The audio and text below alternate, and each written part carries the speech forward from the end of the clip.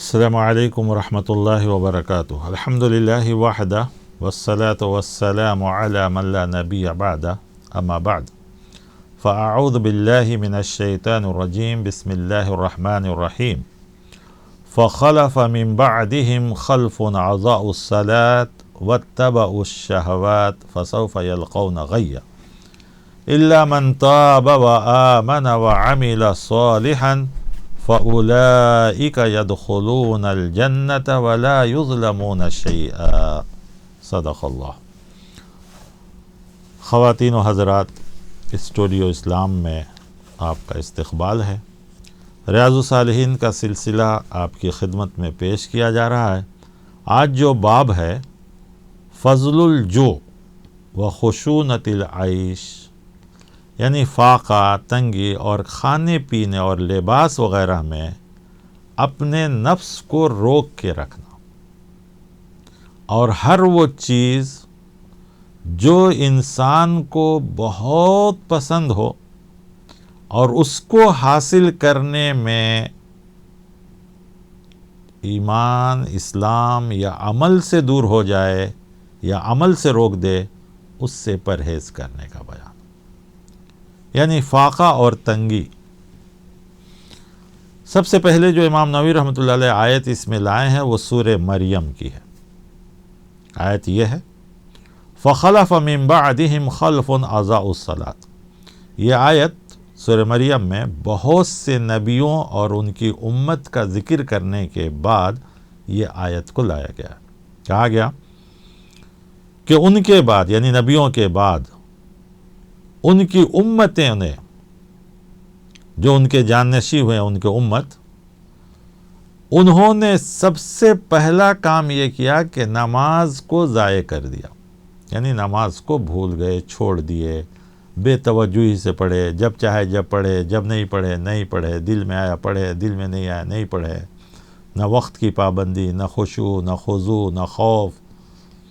اس طریقے سے انہوں نے سب سے پہلے نماز کو، کیونکہ نماز سارے نبیوں کو دی گئی۔ وَاتَّبَعُوا الشَّهَوَاتِ، پھر کیا کرنے لگے؟ نفس کی خواہشوں کے پیچھے پڑ گئے، بیکار کاموں میں، گپ شپ میں، بیکار کی چیزوں میں، ٹی وی، میچ، کھیل کود، واٹس ایپ، چیٹنگ پیٹنگ، یہ سب، یہ کیا ہے؟ یہ پورا نفس ہی ہے، اس سے کیا فائدہ ملنا ہے؟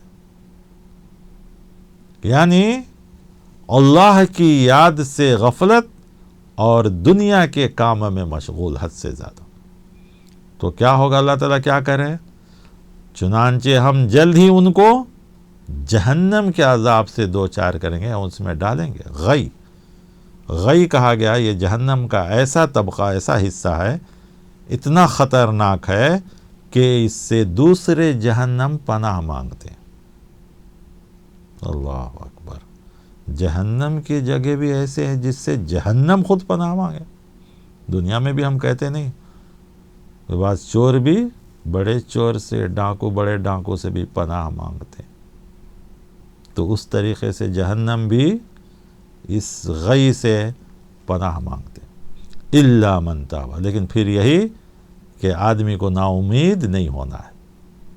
نہیں معلوم تھا، نفس کے غصے میں، نفس کے دھوکے میں، نفس کے شہوات میں پڑے تھے، ٹھیک ہے، اب معلوم ہو گیا تو کہا جا رہا ہے الا من تاب، ہاں جو لوگ توبہ کیے، وآمن، اور ایمان لائے، وعمل صالح، اور نیک عمل کیے، اللہ ان کو جنت میں داخل کرے گا، ولا یظلمون شیئا، اور ان کو رتی برابر ظلم نہیں کرے گا، ان کی نیکیوں میں کوئی کمی نہیں کی جائے گی۔ یہی اللہ تعالیٰ کی بڑی مہربانی ہے۔ تو معلوم یہ ہوا کہ اگر کبھی غلط کھانے، غلط لباس، غلط نفس کی خواہشیں ہو تو ان سب چیزوں سے بچنا چاہیے۔ دوسری آیت جو اس میں آئی ہے وہ سورہ قصص کی ہے، اور اس میں ایک بہت بڑی جو ہے مثال ہے۔ وہ مثال یہ ہے کہ آپ بھی قارون کا نام سنے ہوں گے۔ موسیٰ علیہ السلام کے زمانے کا آدمی تھا، بہت مال تھا، مال میں اس کا ذکر کیا جاتا ہے کہ بے حساب اس کے پاس خزانے تھے، خزانوں کی کیلیاں ہی کئی لوگ مل کے اٹھاتے تھے، تو سوچ کے دیکھیے کہ خزانے کتنے ہوں گے۔ اور یہ سال میں ایک بار اپنے مال کی زیب و زینت، یعنی ایک سمجھیے کہ ایگزیبیشن لگاتا تھا، اور اس پورے مال اور شان و شوکت کے ساتھ جو ہے پورے شہر میں گھومتا تھا۔ کچھ لوگ جو ابھی ابھی ایمان لائے تھے، کمزور والے تھے، جب وہ یہ دیکھتے تو کہتے قال الذین یریدون الحیات الدنیا، قرآن ان کو یہ کہا ہے کہ جو لوگ دنیا کو چاہتے ہیں وہ لوگ کہتے ہیں یا لیت لنا مثل ما اوتی قارون، اے کاش ہم کو بھی ویسا ہی دیا جاتا جیسا قارون کو دیا گیا ہے۔ یعنی افسوس کرتے، آہ کرتے کہ قارون ایک بے ایمان، نافرمان، اس کو اللہ اتنی دولت دیا، ہم ایمان والے، نبی کو ماننے والے، دین کو ماننے والے، ہم کو نہیں دیا گیا، اے کاش ہم کو بھی ایسا ہی دیا جاتا، افسوس کرتے۔ مثل ما اوتی قارون انہ لذو حظ عظیم، دیکھو اس کے پاس کتنا نصیبہ ہے، کتنا خوش نصیب ہو کہ مال اسے اتنا اللہ دے دیا ہے۔ آخر اللہ تعالیٰ کا عذاب آیا اور یہ اپنے پورے مال کے ساتھ جب دھسایا جانے لگا تو قال الذین اوتوا العلم، تو جن کو اللہ تعالیٰ نے علم دیا تھا، یعنی سمجھ دی تھی، آخرت کا خوف تھا، اللہ پر یقین تھا، وَيْلَكُمْ ثواب اللہ خیر لمن آمن، تو ان لوگوں نے کہا بربادی ہو تمہارے لیے، اللہ تعالیٰ کا بدلہ ان لوگوں کے لیے بہت بہتر ہے جو ایمان لائے اور اچھے عمل کیے۔ تو گویا جب اس کا عذاب آ گیا، اللہ تعالیٰ کا عذاب اس کے اوپر، تو اس وقت یہ لوگ کہنے لگے ارے رے اللہ ہم کو جو دیا وہی بہتر ہے، اللہ کے پاس جو ہے وہ بہتر ہے۔ تو معلوم ہوا کہ ہم انسان ہیں، جذبات میں یا کبھی نفس کے دھوکے میں یا شیطان کے بہکاوے میں آ کر ہم اور آپ آج بھی کہتے ہیں نا، کہہ رہے دیکھو حکومت کیسے لوگوں کے ہاتھ میں، ظالموں کے ہاتھ میں ہے، دولت ظالموں کے ہاتھ میں ہے، پوری دنیا ظالموں کے ہاتھ میں ہے۔ ہاں کوئی بات نہیں، ہمیشہ دنیا ظالموں کے ہاتھ میں ہی رہی ہے، ہمیشہ جو ہے اوپر ظالم لوگ ہی رہے ہیں۔ پیارے نبی صلی اللہ علیہ وسلم کے مقابلے میں کتنے ظالم تھے، حضرت موسیٰ علیہ السلام کے مقابلے میں فرعون اتنا بڑا ظالم، ابراہیم علیہ السلام کے مقابلے میں نمرود اتنا بڑا ظالم، پھر جو ہے قوم عاد اور قوم سمود اتنی طاقتور قوم جو نبیوں کو چیلنج کرتی تھی کہ ہم کو کون عذاب دے سکتا ہے، لیکن جب اللہ کا عذاب آیا تو کیا حشر ہوا۔ لہذا وہ نفس کے غلام بن چکے تھے، اس لیے ان کو ہدایت نہیں ملی، سمجھ نہیں ملی۔ تو آدمی کو نفس کی خواہشوں میں نہیں پڑنا چاہیے۔ دوسری ایک حدیث ہے، ایک صحابی حضرت عروہ کہتے ہیں کہ عائشہ رضی اللہ تعالیٰ عنہ کا کہنا ہے، فرمانا ہے، انہا کانت، وہ کہتی تھی، واللہ، قسم اللہ کی، یا ابن اختی، اے میرے بھانجے، ان کننا لننظر الی الہلال، کہ ہم چاند دیکھتے ایک مہینے کا، پورا مہینہ گزر جاتا، ثم الہلال، پھر دوسرے مہینہ کا چاند دیکھتے، وہ مہینہ گزر جاتا، ثم الہلال، یہاں تک کہ تیسرے مہینہ کا چاند دیکھتے وہ بھی گزر جاتا، لیکن ہمارے گھر میں کبھی چولہا نہیں جلتا تھا، مطلب کوئی چیز پکتی نہیں تھی۔ تو انہوں نے فوراً کہا یا خالہ، اے میری خالہ، فما کان یعیشکم، تو پھر آپ لوگوں کی زندگی کس چیز پر گزرتی تھی؟ قالت، تو ام المؤمنین حضرت عائشہ رضی اللہ تعالیٰ عنہ کہتی ہیں، الاسودان التمر والماء، دو کالی چیزیں، ایک کھجور اور دوسرا پانی، کھجور اور پانی۔ ہاں، الا انہ قد کان لرسول اللہ صلی اللہ علیہ وسلم جیران من الانصار، ہاں کچھ آپ صلی اللہ علیہ وسلم کے پڑوسی تھے انصار میں سے، وَكَانَتْ لَهُمْ مَنَاعِهُ وَكَانُوا يُرْسِلُونَ إِلَى رَسُولِ اللَّهِ صلی اللہ علیہ وسلم مِنْ أَلْبَانِهَا فَيَسْقِينَا، تو آپ صلی اللہ علیہ وسلم کے جو پڑوسی انصار تھے، ان کے پاس جانور تھے، وہ دودھ اکثر ہدیے میں بھیج دیتے تھے، تحفے میں، تو ہم لوگ اس کو استعمال کرتے تھے۔ اور آپ کو یہ معلوم ہے کہ اونٹ کا دودھ بغیر گرم کیے، بغیر ابالے ہوئے بھی پی سکتے ہیں، ایک دم گرم گرم رہتا ہے، وہ نتھارتے ہیں اور اسی وقت جو ہے استعمال بھی ہو جاتا ہے اور وہ فائدہ مند بھی ہوتا ہے۔ اچھا، دوسری چیز اس حدیث سے بھی کسی کو پھر غلط فہمی ہو سکتی ہے کہ کیا ایسی غربت تھی کیا؟ نہیں، یہی ام المومنین ہے جن کے بارے میں آیا ہے کہ ان کی خادمہ جو تھی بریرہ، کہ کچھ آتا تھا اور اس کے بعد کوئی مانگنے والا آتا تو دے دیتی۔ وہ کہتی تھی کہ ام المومنین آپ کے لیے شام کے لیے کچھ بھی نہیں ہے یا افطاری کے لیے کچھ بھی نہیں ہے، کہتی تھی کوئی بات نہیں، ابھی شام دور ہے، اللہ کوئی انتظام کر دے گا۔ تو معلوم ہوا کہ سب کچھ آتا تھا لیکن دے دیا جاتا تھا۔ اور یہ بھی ایک چیز یاد رکھیے کہ اس وقت کی غذا ہی تھی کھجور، فروٹس وغیرہ، دودھ، یہی اس وقت کی غذا تھی۔ روٹی، چاول، آج کل کے یہ مسالے، کھانے، یہ سب سوائے نقصان کے کوئی چیز نہیں ہے، یاد رکھیے۔ غذا تو ہے لیکن اسی میں ساری بیماریاں ہیں، جبکہ ان چیزوں میں ایسی کوئی چیز نہیں تھی۔ تو عرب آج بھی دیکھیے کھجور ہی زیادہ استعمال کرتے ہیں، زیادہ کھاتے ہیں۔ جب سے یہ باہر کے کھانے آئے ہیں تو دیکھیے ان کی بھی صحتیں خراب ہونے لگی۔ تو بہرکیف اس سے کوئی یہ پتہ نہ لگائے بلکہ یہ محتاجی اور فقیری نہیں تھی، بلکہ آپ نے خود اپنے لیے وہ چیز کو پسند کر لیا تھا۔ ایک دوسری حدیث ہے، اکثر حدیثیں اسی باب کے اطراف گھوم رہی ہیں، راوی الگ الگ ہیں۔ جیسے حضرت انس رضی اللہ تعالیٰ عنہ کہتے ہیں قال لم یاکل النبی صلی اللہ علیہ وسلم علی خیوان حتی مات وما اکل خبزا مرققا حتی مات، رواہ البخاری، کہ میں نے نبی صلی اللہ علیہ وسلم کے دسترخوان پر آپ کے وفات سے پہلے کبھی کوئی عمدہ کھانا، مزیدار کھانا نہیں دیکھا۔ یہاں تک کہ کبھی روٹی بھی استعمال کی گئی تو وہ باریک آٹے کی چپاتی نہیں ہوتی تھی بلکہ بارلی، موٹا جھوٹا آٹے کا روٹی ہوتا تھا۔ اللہ اکبر۔ تو معلوم ہوا کہ کھانا پینا یہ سب سادہ ہی انسان کے صحت کے لیے بہتر ہے۔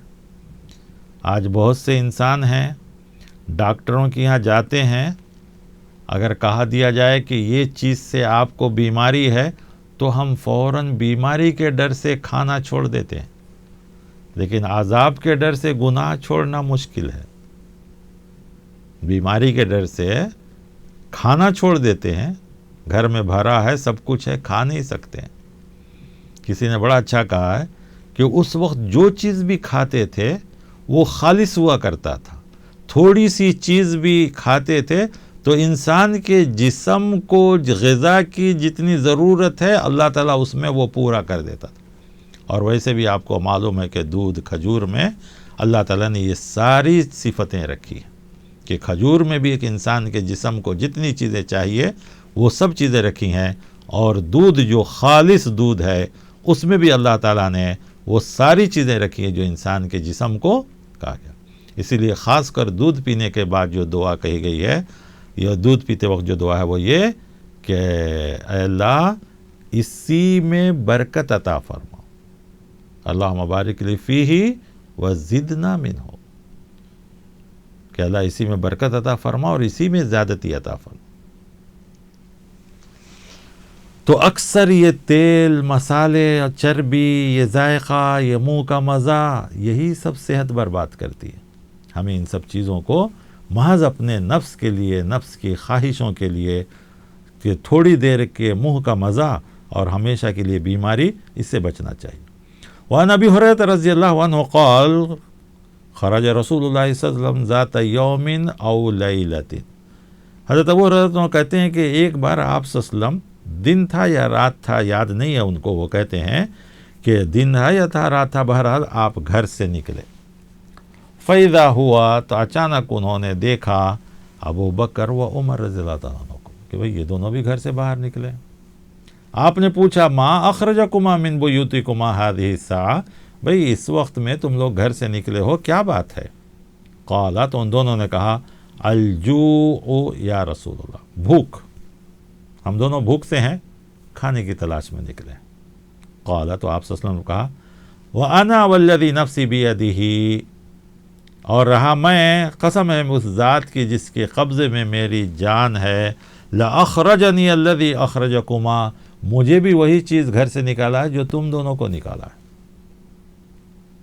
فَقَامَ مَعَهُ تو آپ بھی ان دونوں کے ساتھ بیٹھ گئے اور ان دونوں سے کہا کہ چلو اٹھو آؤ. فَأَتَى رَجُلًا مِنَ الْأَنصَارِ ایک انصاری کے گھر آئے. فَإِذَا هُوَ لَيْسَ فِي بَيْتِهِ اتفاق دیکھیے کہ اس وقت وہ انصاری گھر میں نہیں تھے. فَقَالَ لَهَا رسول اللہ صلی اللہ علیہ وسلم تو ان کے گھر والی تھی, انہوں نے ان کو دیکھ لیا, دیکھتے ہی کہا مرحباً مرحباً مرحباً وَأَهْلًا ویلکم ویلکم جیسا ہم کہتے ہیں. خوش ہو گئی وہ کہ اللہ کے رسول صلی اللہ علیہ وسلم بغیر بلائے اور ہمارے گھر آ گئے, اور وہ بھی ساتھ میں دو. اللہ اکبر, ابو بکر و عمر دونوں بڑی شخصیتیں, بڑی خوش ہوئی. فقال اللہ رسول اللہ, تو اللہ کے رسول صلی اللہ علیہ وسلم این فلان یعنی تمہارے شوہر کہاں ہیں؟ قالت تو انہوں نے کہا ذهب يستعذب لنا الماء وہ گئے ہیں میٹھا پانی لانے کے لیے, پانی پینے کے لیے لانے کے لیے. ابھی یہ دونوں کی بات ہو رہی تھی. اذ جاء الانصاری تو انصاری صحابی آ گئے. فنظر الی رسول اللہ انہوں نے اللہ کے رسول صلی اللہ علیہ وسلم کو دیکھا اور دو ساتھیوں کو دیکھا.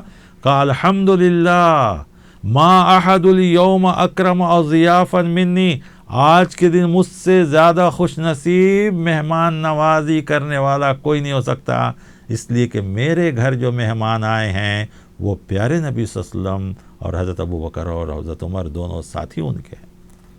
اور انہوں نے بھی کہا مرحباً مرحباً آئیے آئیے میرے گھر آئیے. اور آپ گھر لے گئے, آپ نے ان کے سامنے کھجور رکھا, کھجور کا ایک خوشہ رکھا اور آپ کو کہا کہ آپ تشریف لائیے. جس میں خشک بھی تھیں اور تر بھی, یعنی ابھی ابھی تازہ تھا, تھوڑے پکے ہوئے تھے, تھوڑے ابھی پک رہے تھے باہر.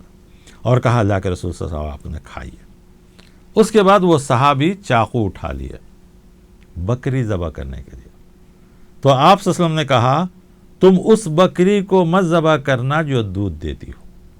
دیکھیے مہمان کا بھی فرض بنتا ہے, ایسا نہیں مہمان بن جائیں کہ گھر والے کا گھر صاف کر دیں, اس کی ساری چیزیں تباہ و برباد. نہیں, آپ نے کہا دیکھو تم مہمان نوازی تو کر رہے ہو, لیکن ایسا مت کرنا کہ تمہارے جو چیز جس سے تمہارے جانوروں کی نسل بڑھنے والی یعنی دودھ دینے والی بکری تم اس کو ذبح مت کرنا. خیر وہ آگے بڑھے اور انہوں نے اس بکری کو ذبح کیا جو دودھ نہیں دیتی تھی, اور آپ نے اس کا گوشت بنایا اور آپ کے سامنے بھون کر پیش کیا. اکثر صحابہ کرام یا آپ صلی اللہ علیہ وسلم گوشت کو بھون کر ہی کھاتے تھے, مسالے میں نہیں, صرف آگ پر بھون کر. آپ کو معلوم ہے کہ اس میں کتنی طاقت اور قوت ہوتی ہے, اور آگ پر بھوننے سے اس کے جو بیکار کے جو فیٹ ہوتے ہیں, چربی ہوتی ہے, وہ جل کر ختم ہو جاتی ہے, اور اس کا ریئل ٹیسٹ, ریئل طاقت انسان کو ملتا ہے. آج بھی جو قومیں اس قسم کے کھانے کھاتے ہیں وہ بڑے طاقتور ہوتے ہیں. تو اس کو پیش کیا, آپ نے شکم سیراب ہو کر کھائے. رسول اللہ صلی اللہ علیہ وسلم نے حضرت ابو بکر عمر سے بھی فرمایا قسم ہے اس ذات کی جس کے ہاتھ میں میری جان ہے, قیامت والے دن ان نعمتوں کے بارے میں ضرور پوچھا جائے گا کہ تمہیں بھوک نے تمہارے گھروں سے نکالا, لیکن اب تم ان نعمتوں سے مالا مال ہو کر یعنی فل اچھی طریقے سے سیراب ہو کر پیٹ بھر کر کھا کر اب تم لوٹ رہے ہو, تو اللہ تعالیٰ کی یہ نعمت ہے یا نہیں؟ تو معلوم یہ ہوا کہ بھوک ہر انسان کو پریشان کرتی ہے, لیکن بھوک میں پڑ کر انسان اپنے نفس کے پیچھے نہ جائے بلکہ حلال راستہ تلاش کرے. حضرت ابو ہریرہ رضی اللہ تعالیٰ عنہ راوی ہیں, کہتے ہیں کہ رسول اللہ صلی اللہ علیہ وسلم نے فرمایا ایک بار دعا کرتے ہوئے اللہم اجعل رزق آل محمد قوتا, کہ اے اللہ آل محمد یعنی محمد صلی اللہ علیہ وسلم کے گھر والوں کو اتنی روزی دے جس سے ان کے جسم کا رشتہ برقرار رہ سکے, مطلب وہ جی سکیں, زندہ رہ سکیں. جسم کو جتنی طاقت اور قوت کی ضرورت ہے اتنا اس روزی سے پورا ہو جائے. اللہ اکبر. اہل عرب معنی جو ہے اس کا قوتن کا لگا بتلاتے ہیں, یعنی اتنا رزق جو انسان کو زندہ رکھ سکے، اتنا رزق تو آل عمر یعنی پیارے نبی صلی اللہ علیہ وسلم کے خاندان کو عطا فرما، اس سے زیادہ نہیں۔ تو معلوم ہوا کہ اصل رزق وہ ہے جو انسان کو طاقت اور قوت دے، رزق وہ نہیں ہے جو انسان کو بیمار بنا دے۔ فارسی میں بھی ایک بڑا پیارا جملہ ہے، کہا جاتا ہے زیستن برائے خوردن نہ کہ خوردن برائے زیستن نہ کہ زیستن برائے خوردن۔ آدمی کو اتنا ہی کھانا چاہیے جتنا اس کی زندگی کے لیے ضروری ہے، آدمی کو کھانے کے لیے نہیں جینا چاہیے۔ وہی انسان تکلیف اٹھاتا ہے جو کھانے کے لیے جیتا ہے۔ تو گویا کہ وہ انسان جو کھانے کے لیے جیتا ہے، گویا وہ اپنے نفس کو لذت میں پڑا ہوا ہے، اور جو انسان جینے کے لیے کھاتا ہے وہ اللہ کا حق ادا کر رہا ہے، بدن کا بھی حق ادا کر رہا ہے۔ بدن کے حق میں یہ بھی بتلایا گیا ہے کہ تم اتنا کھا پی کر ایسا نہ کر لو کہ اس کی وجہ سے تمہارے بدن بیمار پڑ جائے۔ یہ بھی حکم آیا ہے کہ بدن کا بھی تمہارے اوپر حق ہے، لیکن یہ بھی کہا گیا کہ بھوکے رہ کے بھی اپنے بدن کو نہ سکھاؤ، کیونکہ وہ بھی شریعت کے خلاف ہے۔ خاص کر کہا گیا کہ رات میں کوئی بندہ بھوکے نہ سوئے۔ شریعت میں یہ بھی ہے کہ شام کے وقت میں اگر کوئی بیچنے والا آتا ہے تو اگر تمہیں ضرورت بھی نہ ہو تو اسے خرید لو، کہیں ایسا نہ ہو کہ اس کی روزی رات کی روزی اسی بیچنے میں ہو، تو اس کے گھر میں بھی چولہا جل جائے یا اس کی بھی روزی، اس کے بیوی بچوں کی اور روزی ہو جائے۔ تو یہاں تک بھی کہا گیا کہ رات میں بھوکا سونا بھی منع کیا گیا ہے۔ تو بہرکیف کھانا پینا یہ سب انسان کے لیے ضروری ہے، لیکن اس میں آدمی اتنا عیش و عشرت، فضول خرچی، بلا ضرورت، بے قسم کے چیزیں کھا کر نہ اپنی صحت بنائے، بلکہ ایسا کرنے سے انسان نفس کا پجاری بن جاتا ہے، لذتوں میں مبتلا ہو جاتا ہے، اور جب ان چیزوں کی لذت میں پڑتا ہے تو پھر اس کے ذریعے سے دوسرے گناہوں کی لذت بھی پیدا ہوتی ہے اور انسان اس سے تباہ ہونے لگتا ہے۔ تو دیکھیے امام نووی رحمۃ اللہ علیہ نے ایک ایک چیز کو بتایا ہے کہ ریاض الصالحین یعنی جنت کے باغ میں ٹہلنا ہے تو کن کن چیزوں سے بچنا ہے، کن کن چیزوں سے روکنا ہے، نفس کو بھی روکنا ہے، گناہوں سے بھی بچنا ہے، حتیٰ کہ ہر وہ عمل بھی جو گرچہ کہ لذیذ ہوں، پسندیدہ ہوں، لیکن اگر وہ خود ہماری صحت کو نقصان دے دیں، اس لیے کہ صحت خود ایک بڑی نعمت ہے، صحت ہوگی تو ہم اللہ کا حق ادا کریں گے، صحت ہوگی تو ہم جو ہمارے اوپر فرائض ہیں اس کو ادا کریں گے، صحت ہوگی تو ماں باپ کا حق ادا کریں گے، بیوی بچوں کا حق ادا کریں گے، رشتہ داروں کا حق ادا کریں گے، عام انسانوں کا حق ادا کریں گے۔ اور اگر صحت نہ ہو تو انسان کتنا مجبور ہو جاتا ہے، اور وہی انسان صحت کو گنواتا ہے جو اپنے نفس کی لذتوں میں پڑ جاتا ہے۔ اللہ تعالیٰ سے دعا ہے کہ اللہ تعالیٰ مجھے، آپ کو، ہر مسلمان مرد اور سب کو بھی ان پیاری پیاری نصیحتوں پر جو احادیث کے ذریعے ہمیں بتلائی گئی ہیں، اللہ تعالیٰ ہم سب کو عمل کرنے کی توفیق عطا فرمائے۔ آمین۔ وصلی اللہ علی النبی۔ السلام علیکم ورحمۃ اللہ وبرکاتہ۔